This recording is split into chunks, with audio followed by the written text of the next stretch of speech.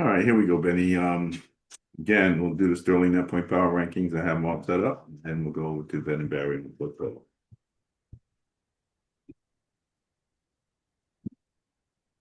His pen is in here, Tara.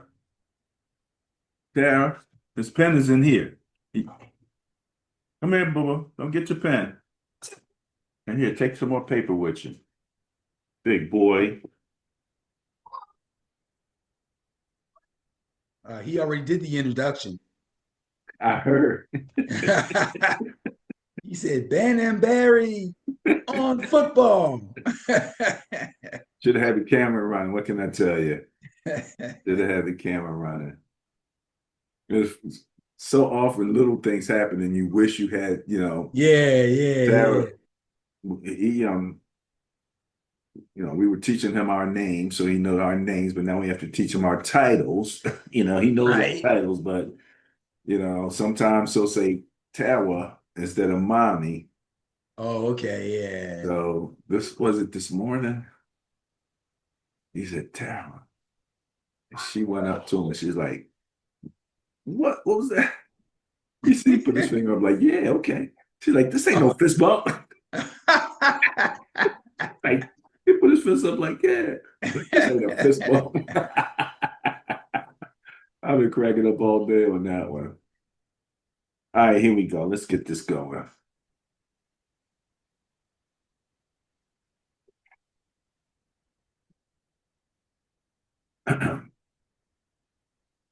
Hi, my name is Barry Sterling Mitchell. Welcome to the Sterling Net Point Power Ranking Show. My co-host, Ben Dickerson,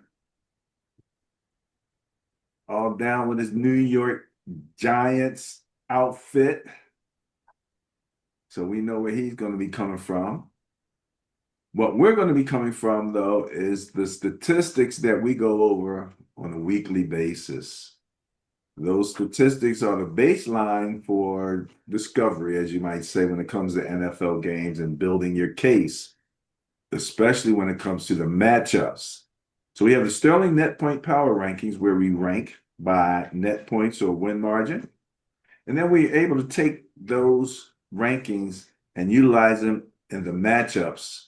And for that show, we'll be going over to another show, which is Ben and Barry on football, where we use those matchups to diagnose the upcoming weekend of football. So lots of fun going to happen on both shows. But right now, we're going to look at hardcore stats.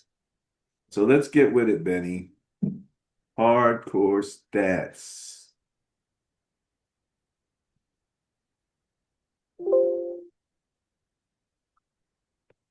All right, Benny. Rank Team ANP, which stands for average net points through week 11 of the 2025 season for the NFL teams. On your left, you have the season average, ANP. And on your right, you have the last 3 weeks. So try to get some idea about who's got some momentum going and who's hot for right now, especially as we go into week 12, Benny. Only 18 weeks to the season. When you hit 12, that means it's only 6 weeks left. What can I say? First of all, we always like to recognize the number one team, and on the left, average net points number one, we have the Indianapolis Colts, averaging plus 11.5. And I remind everyone that average net points, along with average turnover differential, are the two stats that can go positive and negative. Right now, you see all positive. We look down for the top 5. You have Indianapolis, Seattle, the Rams, New England, and Detroit. You're going from 11.5, 10.1, 10, 7.8, and 7.6 down to Detroit in terms of plus. So that means Detroit is winning by an average of 7.6 points per game. And that's your top 5. But we normally go top 8 because that's a quarter of the league. So you're looking at adding Kansas City at plus 7.3, Buffalo at plus 6.3, and Denver, Benny, that's your squad, at plus 5.9. Now, on the right-hand side, we have the last 3 weeks. So through week 8, let's see who's the same here. Seattle's the same, but they're coming in first at plus 14.7 over the last 3 weeks. Hey, Benny, I used to say that Kansas City was a scary team. I think it might be the Rams now at plus 14. Predicted that last week. There you go. Baltimore plus 12.3.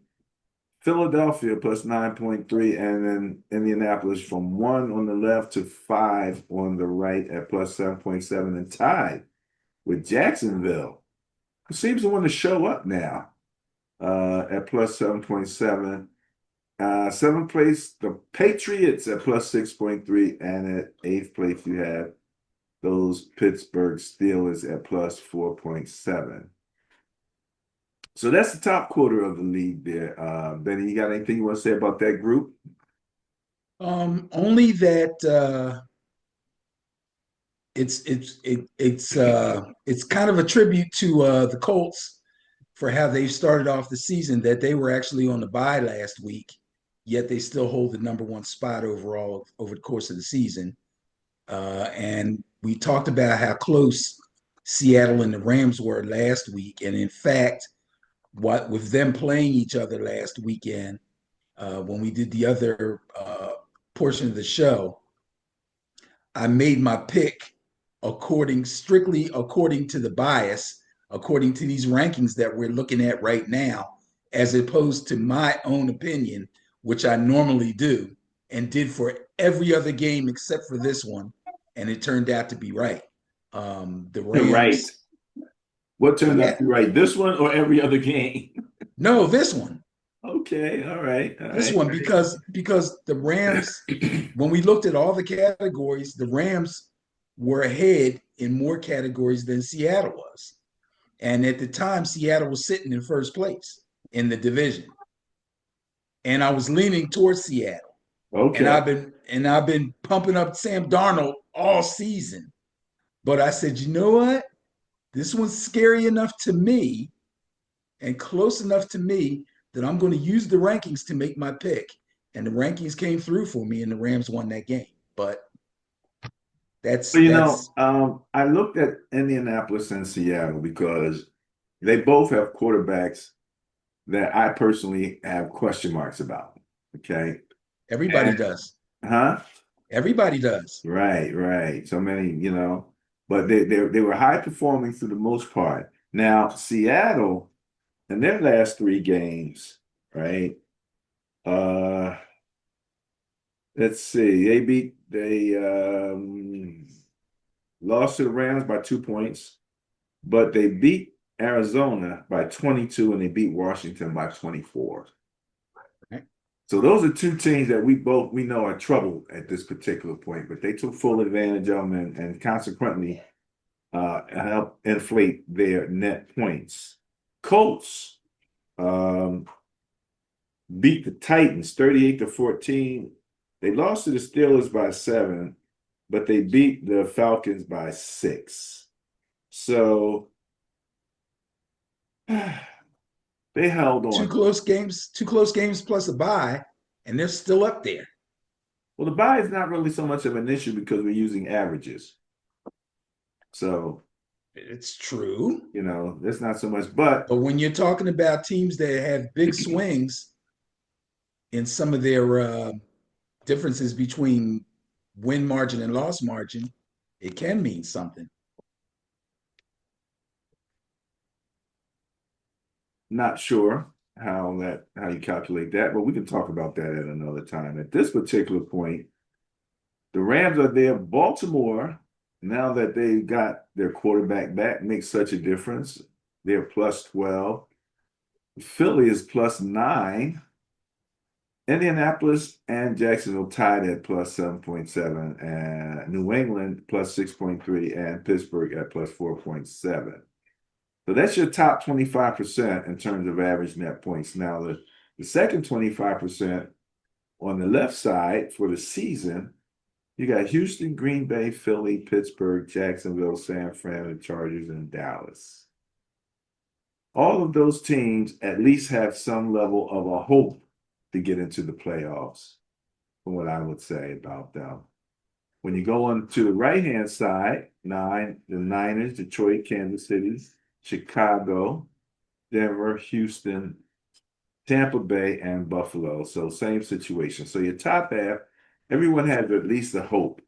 There's a prayer. There's something there for them to do it. Now, if we skip to the bottom half, on the left-hand side, once you get past Chicago, you got Tampa Bay, Baltimore, Chicago, and you got Minnesota. I don't know about Arizona if they really have playoff hopes at this point, mathematically, maybe. But everybody else, well, the Panthers, surprising Panthers. Now they're minus 3.8, but they played a bang-up game last week. So I'm sure it moved them up the average net point margin. Miami, Atlanta, Washington, your Giants minus 5.7, Jets, Cleveland. You go all the way down, New Orleans, Vegas, Cincinnati, and Tennessee at the bottom, number 32 at minus 13 points. So they're losing by an average of 13 points. Over on the right-hand side, Carolina, they were in 22nd place. They moved up to 19. The Jets are at 20th place, but I believe, other than, let's see, the Chargers, I'm not sure about Minnesota, Ben. You'll have to tell me a little more about Minnesota in terms of having playoff hopes.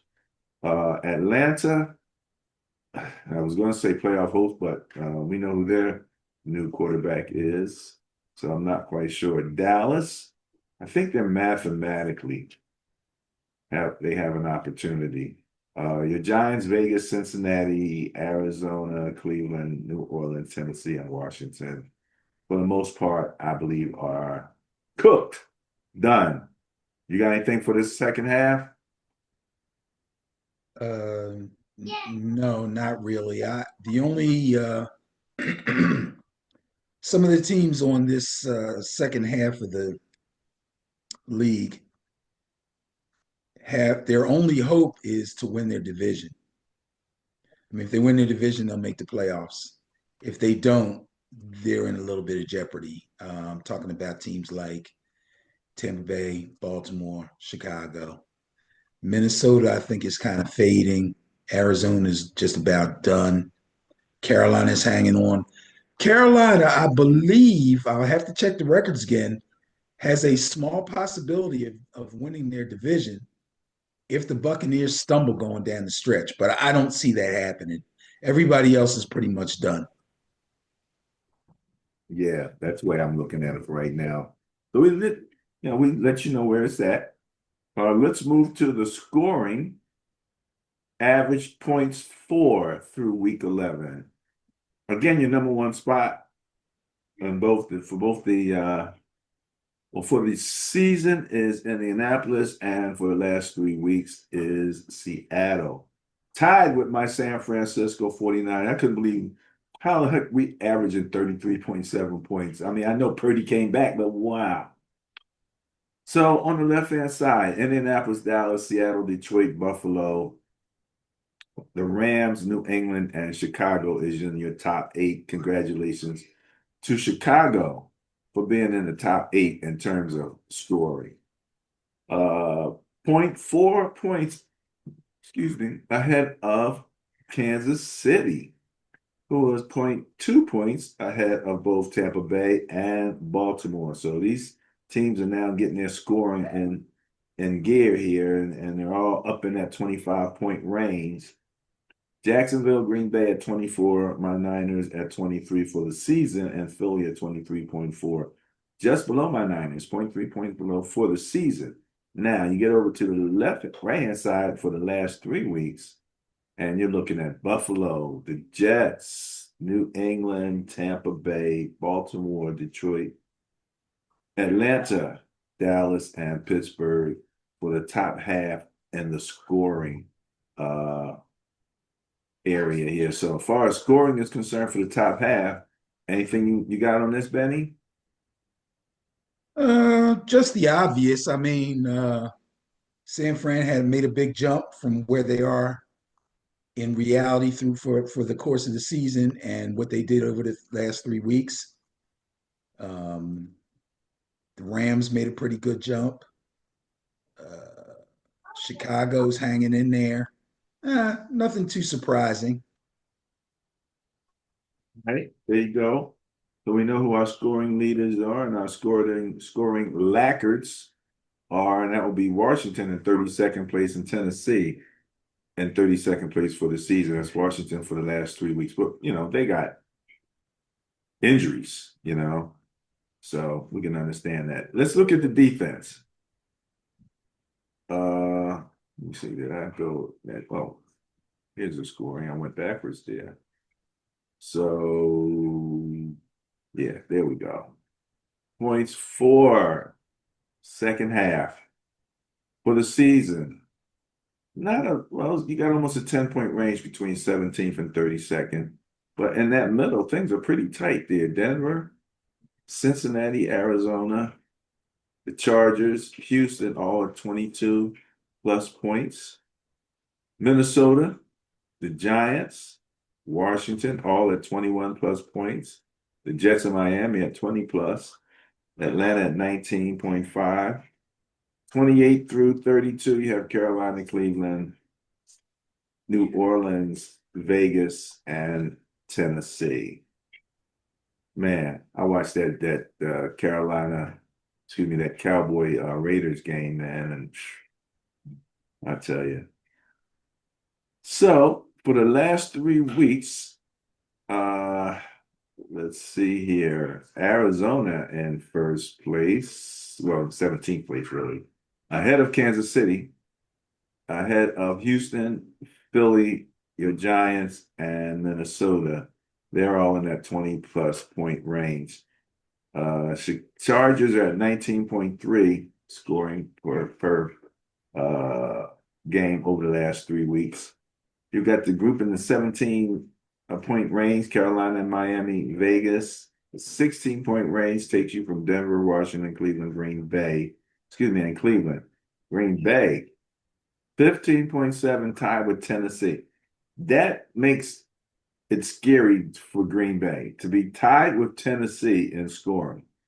That is that says something that's not right. And then New Orleans in 32nd place, averaging 10 points per game. So for the bottom half, comments, concerns? Do me a favor. Let's go back to the top half real quick and let me take a quick glance. There you go.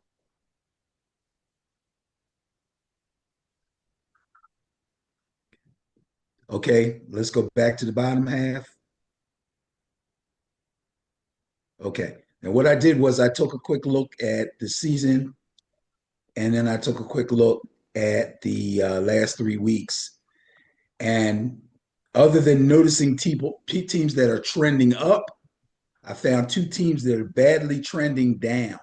Wow. And both of them, this could be a sign of things to come. One of them is the Eagles, the other one is the Chiefs. Look what team the Eagles are tied in scoring with. Over the last 3 weeks, yes. Yeah. That just don't even sound right. Football Giants. And then the Chiefs moved well, the Chiefs took one. They were moving up with a bullet, and then all of a sudden they took a bullet. So they slowed down a little bit. But okay, there's your scoring. Let's look at defense, Benny. Houston in first place for the season, only allowing 16.3 points per game. Over the last 3 weeks, those Philadelphia Eagles only allowing 12 points per game. And the interesting thing is over the last 3 weeks, Benny, compared to the season, that those numbers really dropped there. 16 to 12, 17 to 13 for both Denver and Baltimore, 13.7. 18 in fourth place for Kansas City. Green Bay is 15. So the defense tightening up a little bit over the last 3 weeks. Rams giving up 18.3 points per game for sixth place compared to Seattle giving up 19.3. Now we're starting to even out here with Green Bay at 19.6 and Philly at 20. However, on the right-hand side, from 7 through, what's that, 10, all straight 19 points. Kansas City, Seattle, Carolina, and Pittsburgh giving up 19 points per game. Houston and New England Patriots and the Saints, and the Houston Texans, right? Giving up 20 points per game, 21.3, 21.7, 21.7 for the Chargers and the Detroit Lions and Indianapolis over the last 3 weeks in last place in terms of points allowed, Benny. I'm sorry, 16th place. I'm saying last because it's the last in the bottom half, but it's in 16th place. So they're right in the middle. What do you got? A couple defenses starting to surge. I'd say probably at the right time, right when their team needs it, that would be the Eagles. Denver's been up around the top all season, so I'm not going to count them. Baltimore has been ascending constantly. Did I say ascending? Yes, I believe Good, so. that's what I meant. I was making sure I said the word I thought I meant. I said, yes, they've been constantly ascending. Green Bay's a little funny. They've been hanging around, good game, bad game, not giving up points, giving up points. They're hard to read right now. Rams are going steady. Kansas City's defense is a little bit better over the last 3 weeks, which is something that they really, well, it's not actually better than it was over the course of the season. So I'm going to scratch that. But they really need their defense to play well because offensively they're having some problems. Seattle's right where they need to be. Carolina's defense is surprising. Pittsburgh's defense is Jekyll and Hyde. Ugh, crazy. Yeah, the most highly paid defense in the league is Jekyll and Hyde. Yeah, it's crazy. Yeah, not sure about that. All right. Well, that's the top half. Let's look at the bottom half. Defensively, there's your Pittsburgh, your Jekyll and Hyde coming in at 17. Um, so 23 points, 23.2, point 4, and point 9. That's Pittsburgh, Cleveland, and Atlanta. And again, when you're looking at the bottom half, especially in defense, not too many teams that are really holding on to playoff contention, we'll say.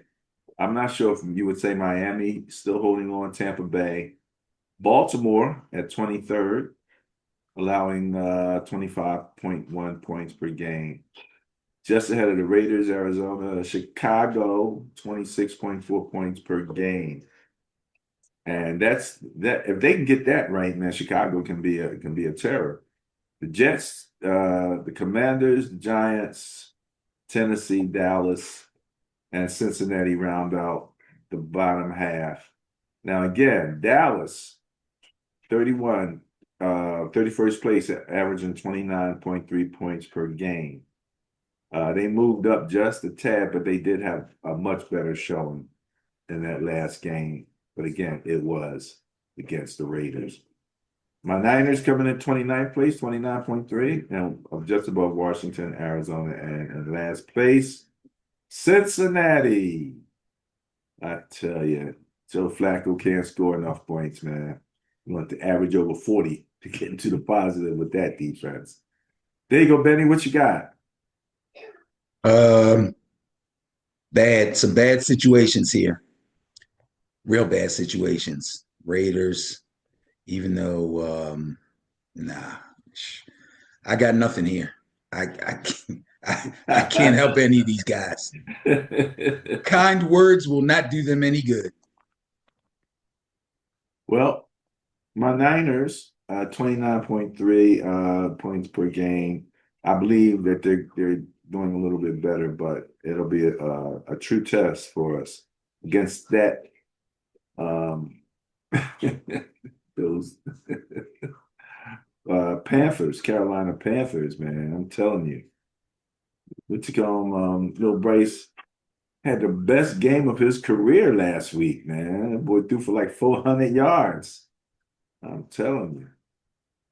So beyond the points that people give up, we look at the average turnover differential, ATOD. And for the season, again, congratulations to those Chicago Bears at plus 1.6. It makes a difference. I'm telling you. On the right-hand side, the Rams are plus 2.3. Chicago's plus 2. Tampa Bay is 1.7. So your top three there in the last 3 weeks, Rams, Chicago, and Tampa Bay. Now for the season, the top three, Chicago, the Rams, and Tampa Bay. So it's just flipped around a little bit. Numbers are a little different.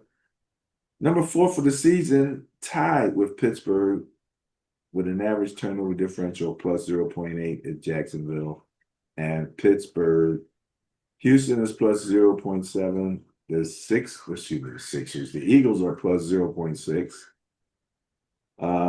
Detroit is plus 0.5.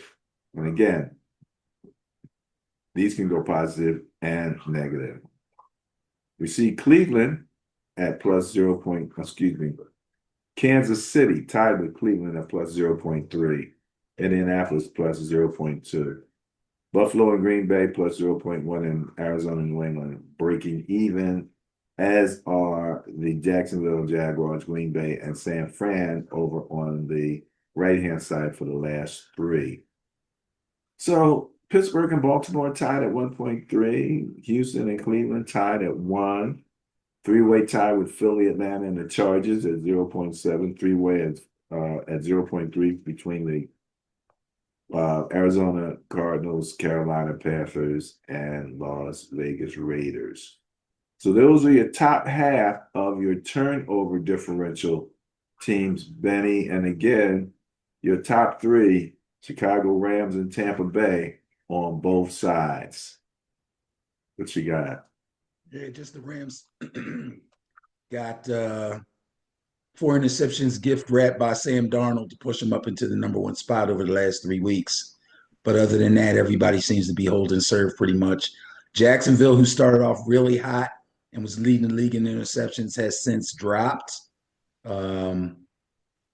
out of the top 10, in fact, all the way down to 14. But they did show some life this past weekend, so they ain't dead yet. All righty. So bottom half of the turnover differential is where we start to see some negative numbers on the left-hand side, starting with the Chargers. Baltimore, minus 0.2. That's not big time. Dallas, minus 0.4 in 23rd place. My Niners, 25th place at minus 0.5. That means we're giving it away 1.5 times more than what we're taking it from people. So you can see the bottom half there: Miami, the Giants, Cincinnati, Seattle, Washington, Minnesota, and those New York stinking Jets on the left-hand side. On the right-hand side, I'm surprised to see Minnesota in last place, tied with Cincinnati. Didn't know they were tied with Cincinnati and Indianapolis, much less. But again, they had their moments just like Seattle had their moments in terms of turning the ball over. Dallas, minus 1.3. Saints tied with the Saints. Washington and Seattle at minus 1. So as you can see, there's a 1, 2, 3, 4, 5-way tie between Kansas City, New England, Denver, Giants, and the Jets.